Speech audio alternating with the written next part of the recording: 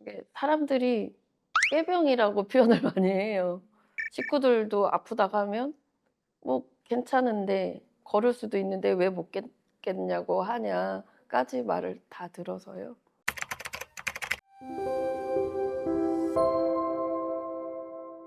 엔젤스푼 TV 구독자분들께 간단한 인사와 소개 부탁드립니다. 네, 안녕하세요.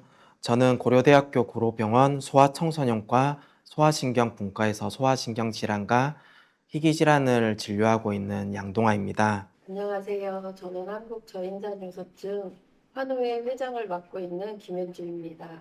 교수님, 저인산효소증은 이름부터 굉장히 생소한데요. 어떤 질환인지 설명 부탁드립니다. 저인산효소증은 ALPL 유전자 변이로 인해 알칼리성 인산분해 요소, 즉 ALP가 부족하거나 제대로 기능하지 못해 발생하는 희귀 유전 질환입니다.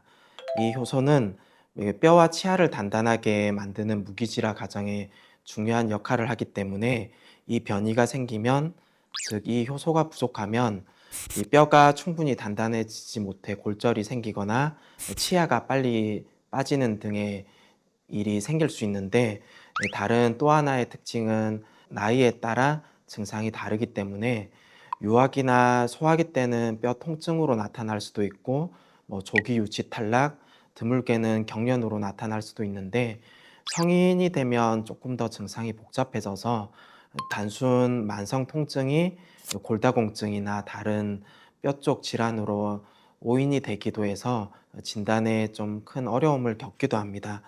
현재 국내에서 진단되고 관리되는 환자들은 따라서 성인보다 소아들이 좀 많긴 하지만, 이것은 그 병의 유병률로 봤을 때 성인이 좀 더 진단이 못 되었을 뿐이지 결코 적은 숫자는 아니라고 생각이 듭니다. 그러면 처음 저인산효소증을 언제 진단을 받게 되신 걸까요? 저는 일상생활에서 통증을 겪었던 일반 병원에서 전전을 했었고 23년 5월경에 교통사고가 좀 크게 나서 통증 치료를 여기저기 다 병원으로 옮겨 다니면서 이 가시지가 않는 것 때문에 서울 삼성병원까지 와서 진단을 받고요. 저희가 이제는 단순한 만성 치료, 통증 이런 걸로 인해서 치료만 받다가 혈액 검사나 뭐 아칼리성 인산분해 효소나 이런 부분들을 재활치료 쪽에서 검사한 다음에 이 통증을 재활치료 쪽으로 계속 다니다가 진단을 받고 있다가 우리 환우회를 만들게 됐습니다. 저인산효소증을 진단받으시기 전에 일상생활에서 몸에 이상이나 어떤 불편함을 직접 느끼셨는지 궁금합니다. 어렸을 때는 자주 넘어졌어요. '왜 이렇게 골절이 되고 왜 이렇게 힘이 없지?'라고 해서 정형외과 치료만 했었던 것 같고요. 아이 둘 출산하고 나서 몸에 통증이 많이 생기잖아요. 그런 부분들 때문에 좀 많이 힘들었던 케이스인 것 같습니다. 그러면 일상생활이나 사회생활을 하실 때 어떤 점이 가장 힘드실까요? 30년 동안 지금 현재 재직을 하고 있거든요.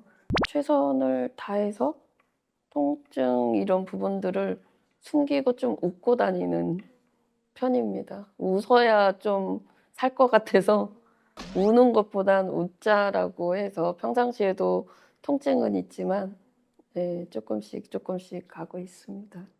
움직임도 저녁 되면 피로감 때문에 좀 일찍 수면도 좀 취하는 편이고요. 그 대신에 일찍 일어나는 편이고요. 네.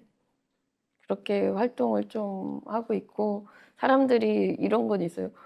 "걸을 수 있을 것 같은데 멀쩡해 보이는데 왜 너는 옛날에는 걸었는데 왜 지금은 의지하려고만 하니?"라는 표현을 하시는데요. 저밖에 모르겠더라고요. 그래서 될수록이면 최대 골절이 안 되기 위해서는 휠체어를 이동을 해야 하는 케이스가 더 많이 있다고 생각을 해요. 통증도 있으시고 또 그런 사회적인 시선들도 네. 굉장히 힘드시겠어요. 이게 사람들이 꾀병이라고 표현을 많이 해요. 식구들도 아프다고 하면 뭐 괜찮은데 걸을 수도 있는데 왜 못 걷겠냐고 하냐까지 까지 말을 다 들어서요. 성인이 돼서 진단을 받는 환자들은 어떤 증상이 있을까요? 성인 환자들 같은 경우는 한 가지 증상보다는 여러 가지 증상들이 반복적으로 나타나는 경우가 더 많아서 이게 다른 병으로 오인될 확률이 높을 것 같습니다. 특히 발이나 발등, 이 중족골 부분에 골절이 생기는 경우가 많은데 이런 것들이 계속 반복되다 보면 내가 왜 이렇지 해서 류마티스 쪽 질환이라고 오인이 되거나 아니면 이런 것들의 여러 가지 증상이 반복적으로 나타나게 되면 저인산 효소증이라고 바로 의심을 할 수는 없겠지만 혹시 내가 했던 혈액 검사에서 ALP 수치가 낮진 않았는지 그 뼈 엑스레이 검사에서 골절이나 이런 부분들이 반복되진 않았는지 여러 가지 증상을 종합해서 판단하는 과정들이 필요합니다. 골다공증이나 다른 질환으로 오진될 경우에는 어떤 위험이 있나요? 골다공증으로 오인될 가능성이 높은데 이 뼈 통증은 생각보다 흔하게 호소할 수 있는 증상이기 때문에 이게 혹시 퇴행성 관절 질환이나 이런 걸로 충분히 오인될 수가 있습니다. 골다공증이면 이 특정 치료를 하게 되는데 비스포스포네이트 같은 치료를 하게 되면 오히려 저인산 요소증 환자들 같은 경우에는 오히려 뼈의 무기질화에 안 좋은 영향을 줄 수 있어서 비전형적인 골절을 만들어낼 수도 있습니다. 그래서 반복적인 뼈 통증이나 아니면 이런 치료를 했음에도 계속 증상이 안 좋아진다면 나의 혈액 ALP 수치가 낮지는 않은지 확인을 해보고 이것은 아닌가요? 라고 하는 그 인식이 필요할 것으로 보입니다. 그러면 저인산 효소증이 의심될 때 병원에서는 확진을 위해서 어떤 검사 과정을 거치게 되나요? 우선 가장 중요한 건 혈액 검사에서 반복적으로 검사를 했을 때 ALP 수치가 낮은지를 확인하는 것이 먼저입니다.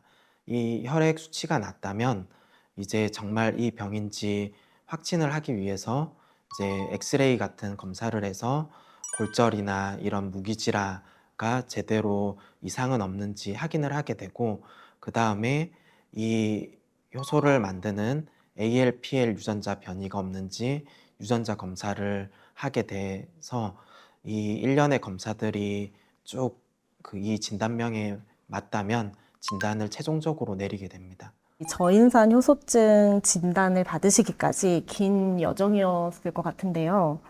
그 과정 그리고 진단 받으셨을 당시의 심경이 어떠셨는지 궁금합니다. 하늘이 무너지고 외롭고 이게 그런 시간들이 좀 많이 있었고요. 한편으로는 내가 왜 이렇게 아팠는지를 이제 원인을 찾았잖아요. 그래서 더 안 편안했고 아이들한테 어떤 효과가 유전이 될까 좀 이게 무서워서 아이들한테만 신경을 더 썼던 것 같아요. 많이 이게 질문을 엄청 했거든요. 그래서 왜 이 질병이 도대체 뭔데 환우회도 없고 정보도 없고 유튜브도 없냐라고 하다가 한 6개월 정도 지나니까 저보러 아싸리 환우회를 만들어 보는 게 어떠냐라고 하셔가지고 만든 계기였거든요.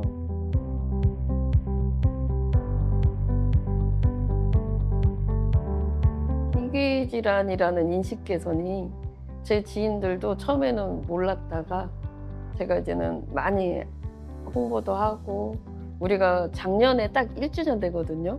저인산 효소증 발족식이 그래서 더 너무 영광이었고요. 이렇게 할 수 있어서. 근데 진짜로 지인들도 내 식구들도 이 질병에 대해서 이해를 시키는데 아직도 100%는 식구들도 이해는 못합니다. 그래서 더 외부로 이렇게 나가서 설명을 하다 보면 내 식구들도 한 번 더 쳐다보지 않을까, 이해를 하지 않을까라는 생각에 더 서울로 더 오는 것 같습니다.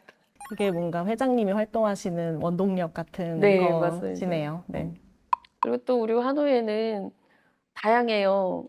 아기부터 뱃속에 있었던 태아가 골절이 돼서 태어났고 그 아이들이 지금 현재 18개월 된 아기도 있고 이제는 12살 된 애기도 있고 성인도 있고 청소년도 있거든요.